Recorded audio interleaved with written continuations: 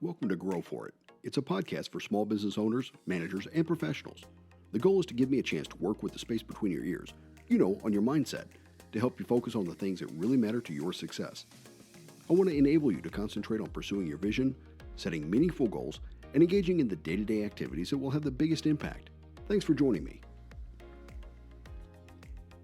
Well, welcome back. Today, I'm very pleased to have in the studio with me a local attorney named Kelli Brown. Kelli, welcome. Thank you.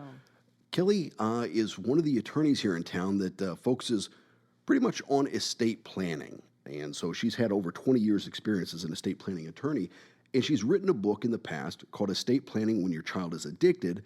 But interestingly, on March 20th, 2020, she has a new book coming out called Estate Planning When You Have Pets. So in advance of that book launch, I thought it'd be kind of interesting to get Kelli on the podcast and talk a little bit about estate planning, and then absolutely talk a little bit more about the new book coming out. So congratulations on the book. I mean, I've never written a book, so you're two in now. Yes.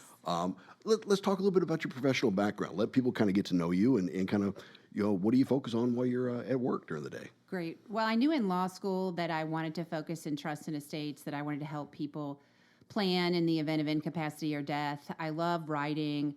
I love meeting with people and helping families. So I took a trust and estates class in law school, loved it. The adjunct professor, who was the professor, said, if you really want to pursue this as a career, you probably need to go forward and get an advanced degree. So I received a master's degree. In law, we call it an LLM in estate tax from Miami of Florida. And after that, I started practicing. I was able to come to a firm right away where I was embraced in the estate planning department. I had two great mentors who trained me, one in estate litigation and the other, who was a CPA lawyer, really provided me with so much guidance in terms of practicing, drafting trusts, meeting with people. So I've been practicing and doing that ever since. Wow, and so you're actually a Dayton Flyer. As an undergrad, you're a Dayton Flyer, so we have a few in the audience. So shout out to Dayton. Proud these Dayton days. Flyer.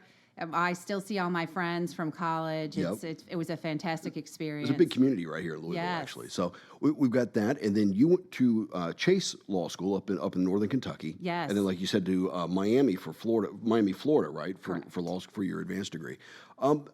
Let's talk a little bit about estate planning. Kind of wrap us or unpack that for us, and just kind of give us an idea of what all that kind of entails. I guess at the higher level, anyway. It probably gets very, very detailed. Yeah, so the planning portion is someone coming in, sitting with a lawyer and talking about what should happen in the event of incapacity or death.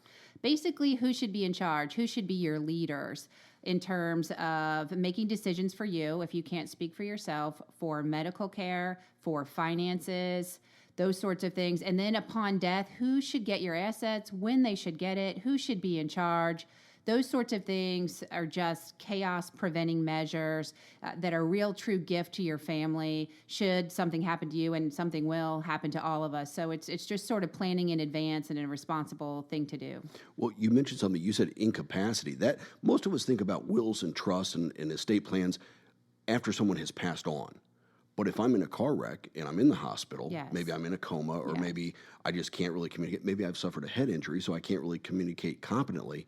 This is the other side of that none of us really like to think about. And it is, you go on an extended business trip, you have a medical emergency, those sorts of things that happen to people of any age. I always suggest at my firm that when my colleagues have children that go off to college, that we have a college estate plan available. And sometimes parents roll their eyes and say, oh my gosh, my child is 18. Why would they ever need estate planning? The answer is things happen to all of us.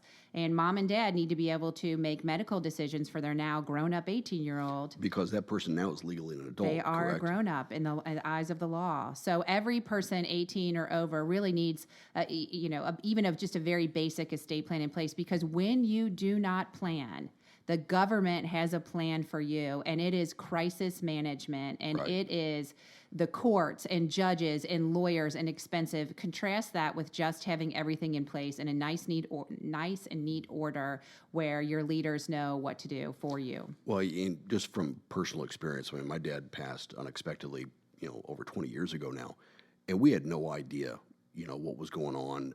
There were a number of wills. There were a number of ex-spouses, and it was a disaster. We had no idea what we were dealing with for the most part. And so, yeah, I mean, having all of that, I came home immediately and said, okay, we're doing all of this. And over the years have come back to update that as life changes and things. But just it's so much easier on the family Yes. when you've already sat down and taken care of this. And it's so much less expensive. Yeah. Oh my gosh. Yes. Yes. Well, let's talk then. Are there a few documents, maybe 2 or 3 documents that everyone should have? I know you talked about the 18-year-old going off to college, Yeah. but let's back up and talk about maybe in general. So for while you're alive, you need a power of attorney document. That is the document that says who can handle your money, your business, your finances, who should keep the lights on if you are alive, but you can't act for yourself. So a power of attorney, you should name somebody and then have an alternate in there as well. And then on the healthcare side, you need what we refer to under Kentucky law as a living will directive. Some states call it a healthcare directive, which I like better. Right. Just a healthcare document that says if you can't speak for yourself, this person or these people are in charge. And many times that document says that you can make decisions about what happens in the event you're in a permanent vegetative state. Do they continue with machines? Do they not? Do they feed and hydrate you? What are your wishes if you are permanently incapacitated? So I know that's very difficult to think about, but if you've ever had a family member with a sudden medical trauma or illness or even a long illness, this document is critical. So you need the money document, the power of attorney, and you need the living will document, which is the health care document, naming somebody to act and then making certain decisions depending on your state. Well, and I want to come back to the power of attorney, the POA, here in a minute, because Yep. I mean, you can actually make those very specific for certain things. You can. As opposed to just a general power of attorney. True. The thing that I told my kiddos, and they're both in college now, and I said, look, I'm going to already make these decisions for you because I don't want you struggling with what's the right decision. I'm going to lay that out in document form to take that responsibility off your shoulders. I'm your dad. I don't want you to have to make those decisions. I'm going to already have made those decisions for you. And here's the document. Right. And I think for me, I feel better about that because, I mean, what a horrible decision to have to make. You're already stressed out. You're emotional. And when there are multiple people involved, you can imagine how Yes. difficult this is. Well, So personally, if something happens quickly and everybody's called in, it's chaos. Yeah. Who's going to make decisions? What are we going to do? And then people always say to me in the probate meetings after someone's passed, my dad wanted this or he wanted that. And if they didn't have documents in place, I mean, the law is the law. It's already set. Yeah. But so you ask about 3 documents, the 2 for while you're living, and then you need a last will and testament to say what happens to your assets when you pass.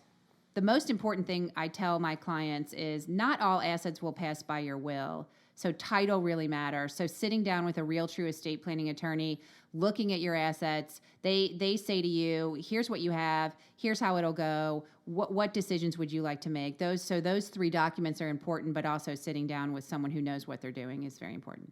people get really intimidated by these documents, but I mean, realistically, I've moved to a couple locations for business, and if I had to sell a home, I could give somebody, a local representative, you are my power of attorney for this real estate transaction, and that authority ceases once this transaction has been completed. I Yes. mean, you can do powers of attorneys for a lot of different things, so it's not that complicated, and it's really not that intimidating. I mean, we do it all the time. Right. You've probably signed them in the past on different things and not really realized it. So that's not an expensive thing to do No, not at either. all. My husband has never attended a real estate closing. We always do a limited power of attorney. Yep. Typically, And that's what it's called, right? A limited. limited power of attorney, limited to real estate sale, Yeah. limited to this. Those powers of attorney are filed of record, but they can end at a certain time. They could be specific to one real estate transaction. They can just let you do X or Y, so you can really be specific in what you're allowing someone to do. But you do need that overall power of attorney in place in the event of incapacity so that somebody can,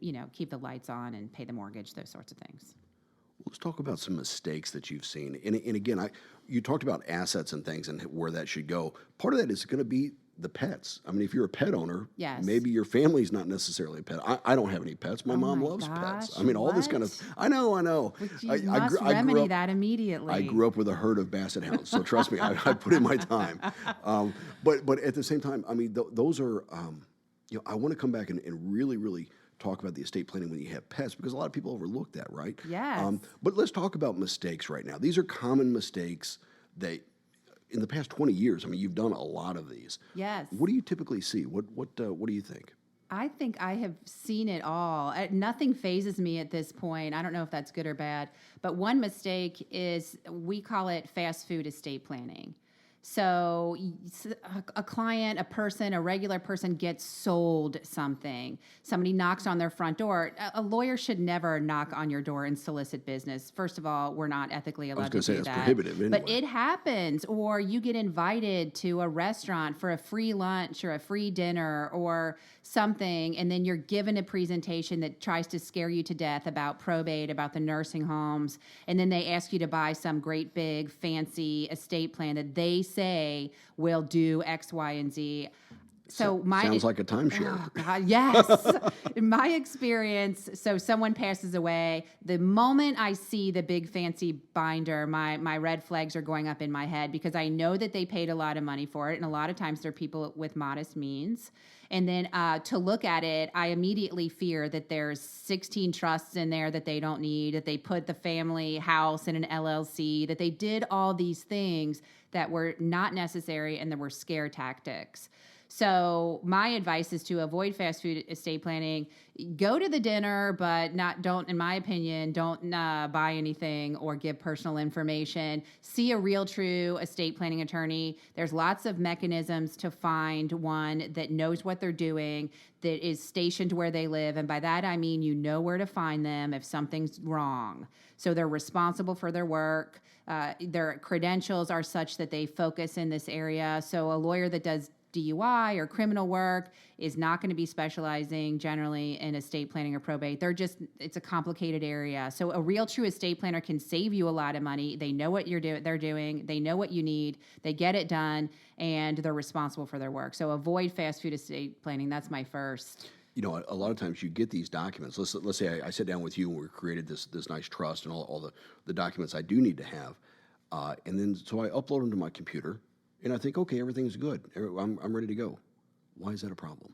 So the estate planning is not a one-size-fits-all, in my opinion. So you, as a non-lawyer, and most baby lawyers and real lawyers, they don't have the baby lawyers. You know, the ones right out of law school. There's a saying that says you want a young doctor and an old lawyer. Right. I think that Gray might hair's be an true. asset. Gray yes. hair's an asset. I think that, the law changes consistently. We just had an update to our power of attorney law. We're getting ready for another update to the law of powers of attorney. I think that, things change and you need to consistently see an estate planning attorney maybe every couple of years just so they can tell you, just kick the tires on it. Another thing is your digital inventory. So we make money at my firm when someone dies because the kids do not know what mom or dad owned. They don't know the passwords. They don't know anything. They don't know where the taxes are. Who's the CPA? I always say to somebody, update your financial sheet every year when you do your taxes. Just make it easy on the people that you love, and also include a digital inventory. So where are your assets? Did you have a online bank only? Where's your life insurance with? For me, I auto a lot of things. So my LG&E will still keep going even if I'm dead, as long as there's money in my account and the account stays in my name. Yeah. But my children, if they're adults, might not know because I'm not getting anything in the mail. So they need to know where I bank. They need to know the passwords. They need to know all of those sorts of things. Well, and that's the problem with storing it right there on your computer. Yes. If your kids don't know how to get into your computer, it's kind of a moot point. Yes, and some clients do, and I don't endorse any product, but Dashlane or 1Password, where you can have all of your passwords and then give the master key to one person. Right. Because for me personally, I update my financial sheet every year when I do my taxes, and I put it in my safe deposit box with my original documents. So could it be a little out of date? It could, but it's generally right there. They wouldn't have a long way to go to try to figure out what I owned. Right. And I sat down with a trusted friend of mine, an advisor of mine, and he has everything. And then I've always told my kids, if anything happens, the first call is not to the hospital. The first call's to this guy. Yeah. He knows how to get things started Yes. for you and will handle everything. and then we can deal with the other stuff. That's a mistake as well. So some people, if you have even a modest amount of money, having a financial planner or a professional work with you can be really valuable. I consider those people quarterbacks. Yeah, big so time. they have a relationship with you. They know your assets. They're familiar with the inner workings of your finances. When I have a client that comes in and they have a good financial planner, I feel much more comfortable for them. And I know that if something happens, the planner will contact me and say, oh, this is what's going on. And we work together when there's a probate, and it's seamless most of the time. Well, and the one thing that I tried to avoid was just having all of the information, all of the authorities wrapped up in one person. I kind of divided that out depending on the situation, because what happens if that one person retires or moves away Yes. or passes on before me?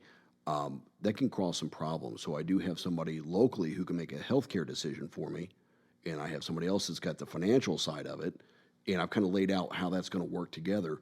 But again, I don't want to put all of that on one person who may not be around when we need them. It's nice if you have a lot of people with good skills that they can fill those spots. Some people don't have it, and I say, they the one person. Just yesterday we signed an estate plan for somebody, and it was the one family member who was everything. We did have an alternate in place, but I said at one point, gosh, you really put a lot in this one person.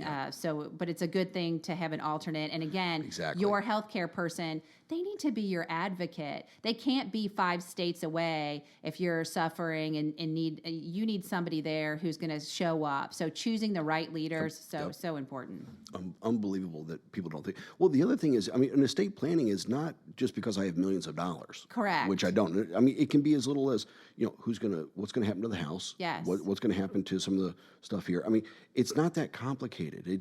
Don't let these terms scare you. Even people with modest Exactly. needs need an estate plan in order, and it shouldn't cost a fortune.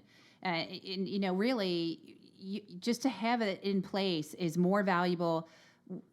I always say in Kentucky, so if you don't have a will and you don't have a document that says my fiduciary can sell real estate, what I have to do to sell real estate in a probate estate is significant. It's a lot of paperwork. It's basically filing a lawsuit. All that is very expensive, much more than it would have been had they had a little will in place. So you're paying on the back end much more than you would have paid on the front end, and that goes for people with modest means as well. Well, and I've told people before, and I'm not, to be direct on here, I am not an attorney. So again, Kelli knows what she's talking about. Listen to her more than me, especially in this area.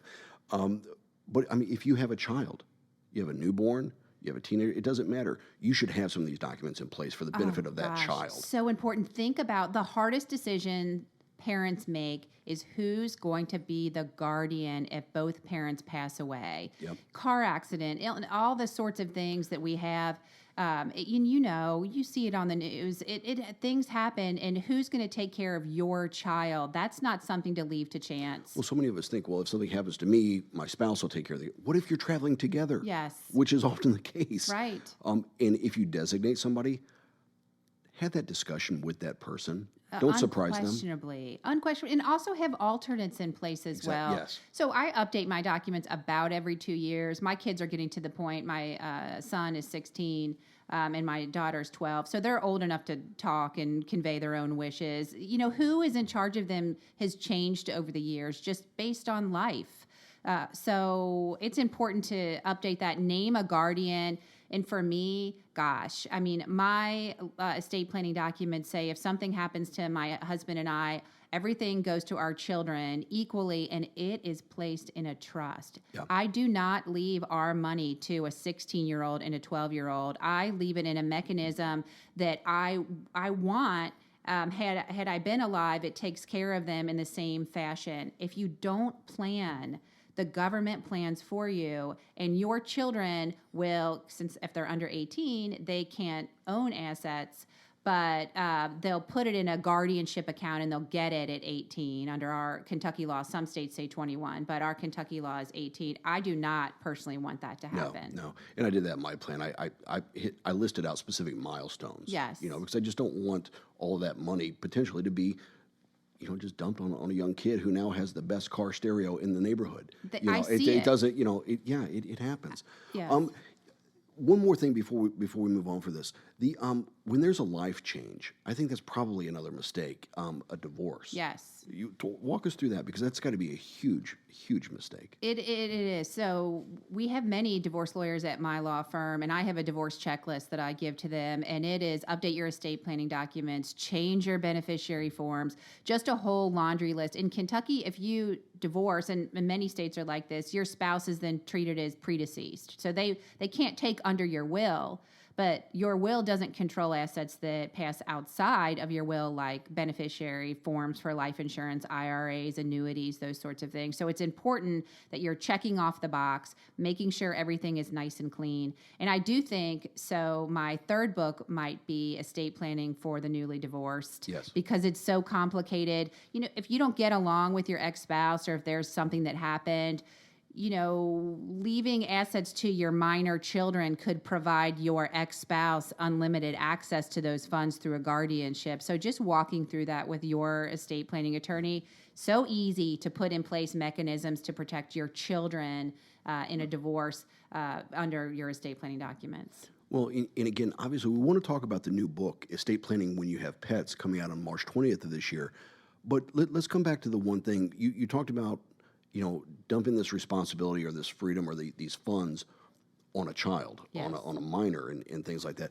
In your previous book, you hit something that I think a lot of families right now are dealing with. And this is really when a child is addicted and maybe not able or not ready to make the best decisions on their behalf. I mean, you kind of call these sometimes an opioid trust. I mean, Yeah. they're playing off of the opioid crisis that we're dealing with. Do you want to talk a little bit about that book and really kind of what inspired you to write that about estate plans when you have an addicted child? I love to give presentations about estate planning to groups and organizations, and I've been lucky enough This is throughout without my the career. free state. This is without the free That state. without the free state. So it's retirement groups, mommies groups, Rotary, those sorts of things. So it's not a sales pitch at all. I'm not selling them forms. Just talking about why it's important to have an estate plan.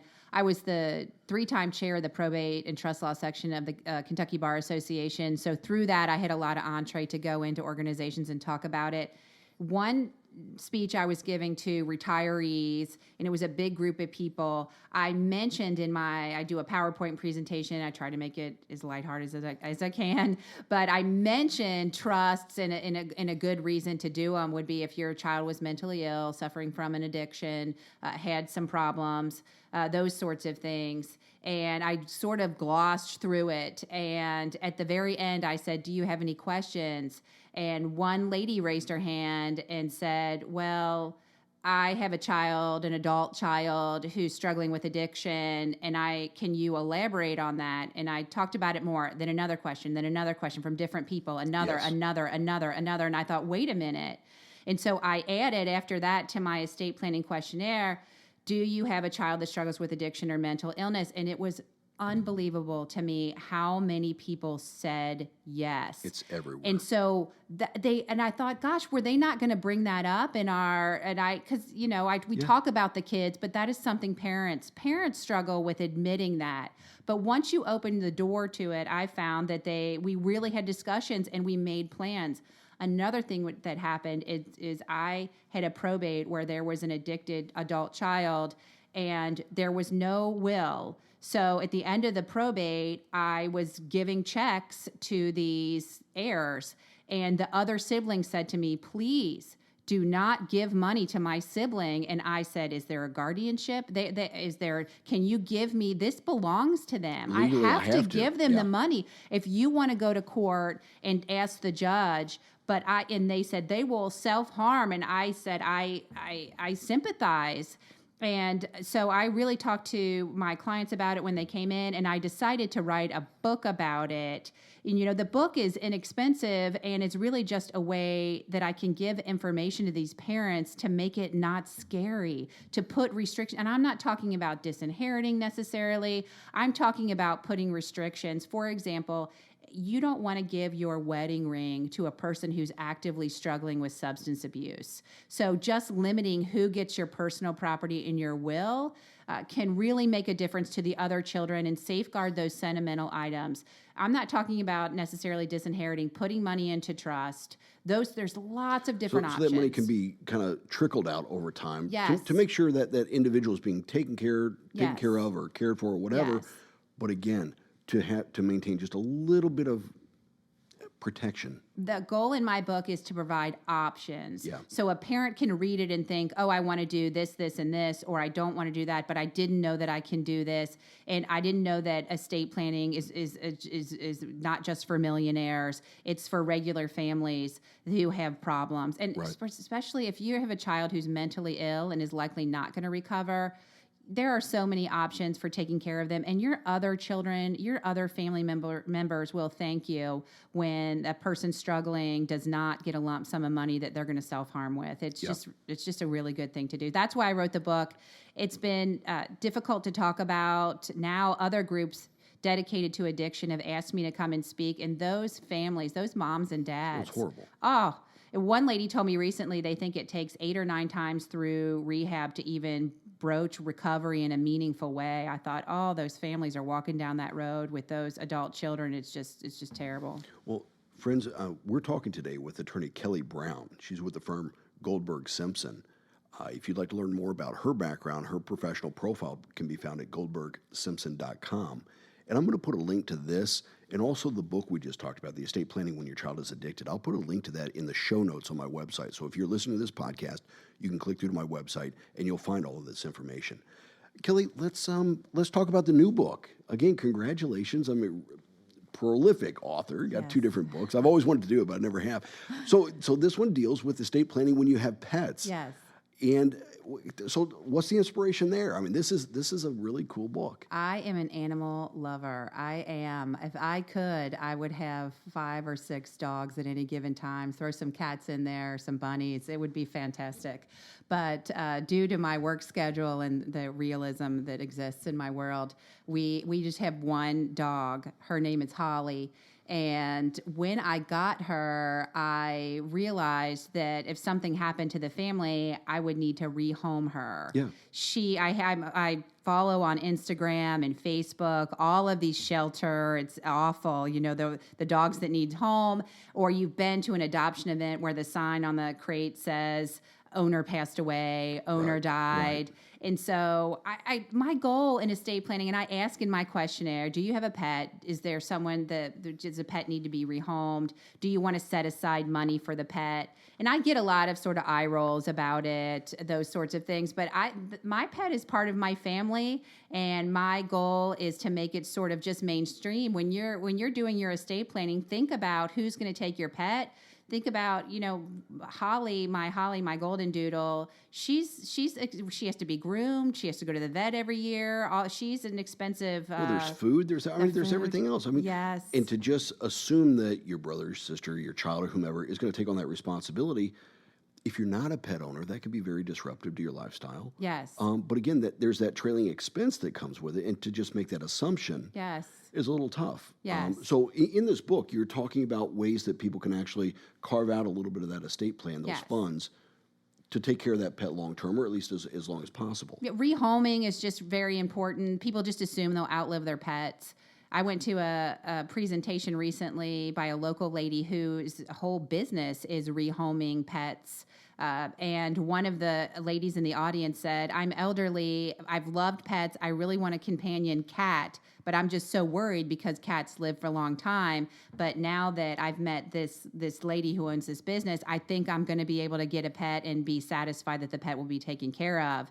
And so she said, I'm going to call you about just setting aside some money to make sure the adoption, if something happens to me, and those sorts of things. That's just a good example of setting aside funds. I'm not talking about the Leona Helmsley, although you certainly can under Kentucky law leave everything in a huge trust to a pet. You certainly have the legal ability to do so. But most people just should know how to include their pets in their estate planning so the pet's taken care of if something happens to them. Well, and I hate this phrase, peace of mind, but Yes. it does actually. I mean, that allows you as a pet owner to know, okay, not only for my kids and the rest of my family do I have a plan, but also for my pet, because you're probably spending a lot more time at this stage in life with your pet than you are your own kids. Yes, it's so for You know, my if they've grown and moved on, I mean, come on.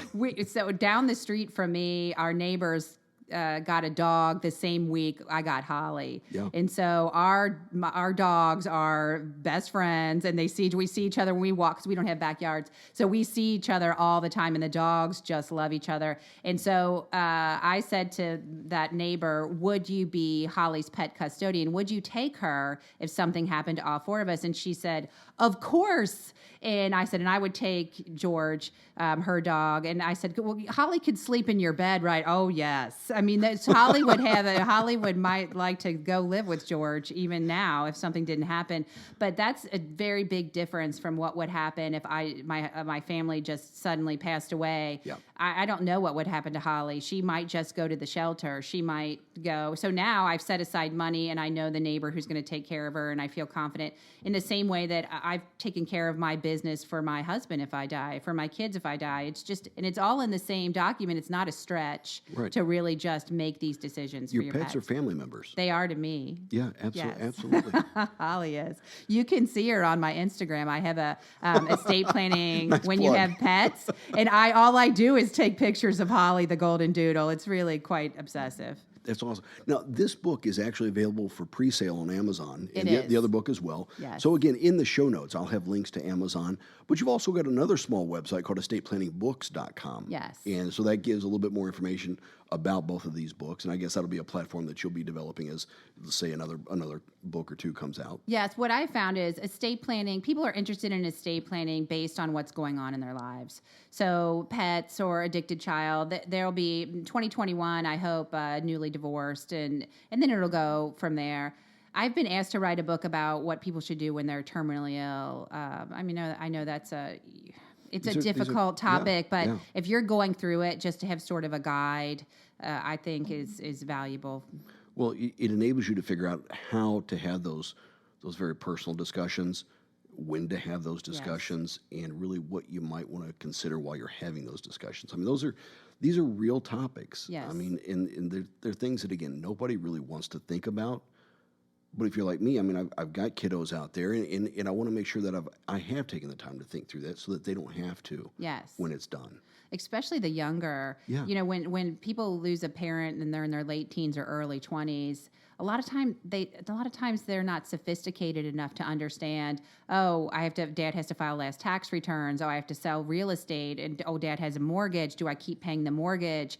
There's all kinds of grown-up things that happen that your 23-year-old is not necessarily going to appreciate just because they're not there yet in their adulthood. Well, nor are they going to have necessarily the means on their own. Correct. So making sure that you provided somehow. Yes. And it may be as simple as having another life insurance policy for that, so that it in fact provides funds when it's available. I mean, that's a cheap way of doing it, I guess.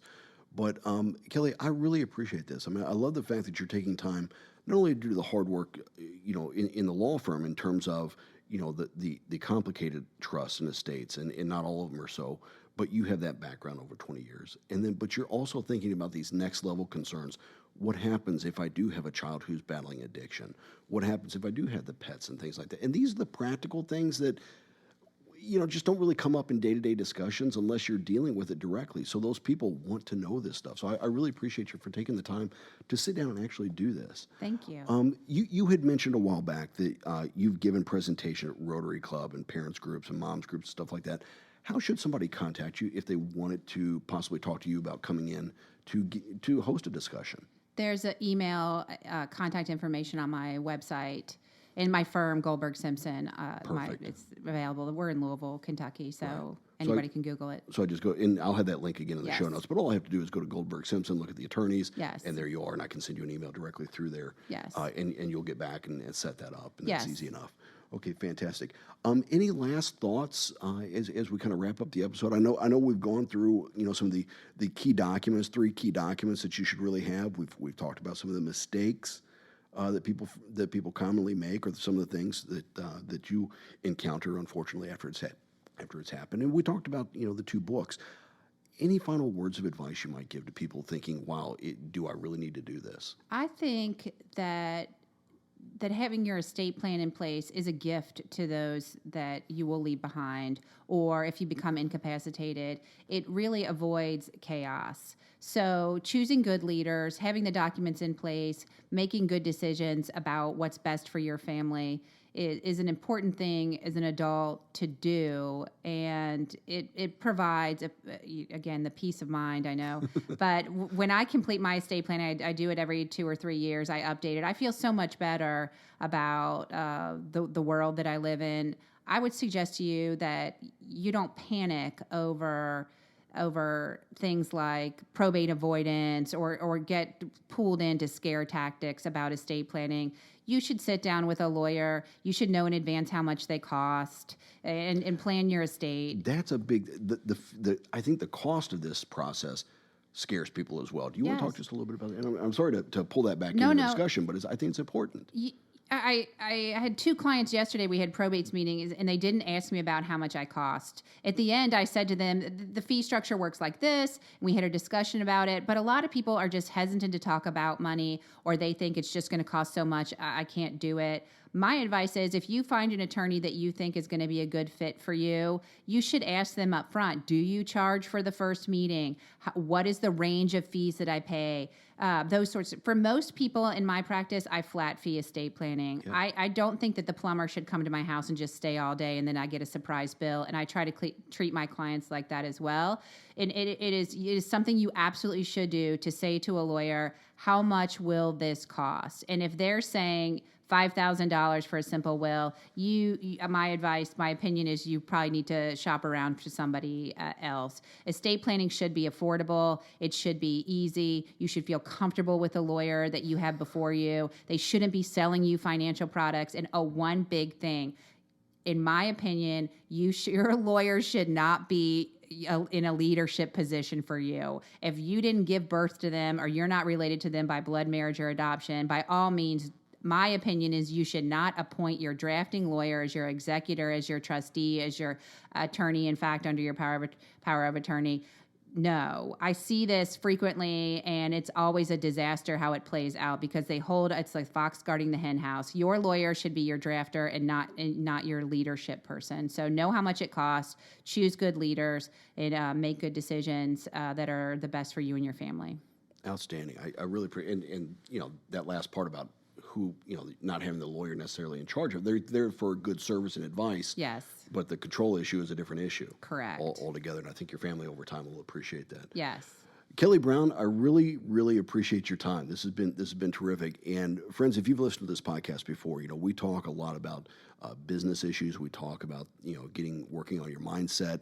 This is part of the mindset issue. This is part of getting that done, so it's in place, so that you can express your wishes and have some confidence that those wishes are going to be followed. But if you've been out there, you've started a business, you've taken over a business, you're managing a business, whether you've accumulated mass sums of money or you just have assets, it's important to ensure that those assets will continue after you're gone. And part of that can be handled by an estate plan. I would encourage you absolutely to check out Kelli Brown's profile, maybe send her an email, pick up the phone, give her a call, and see if you can't have that conversation now, rather than your children and heirs having to have it later. It'll be much easier.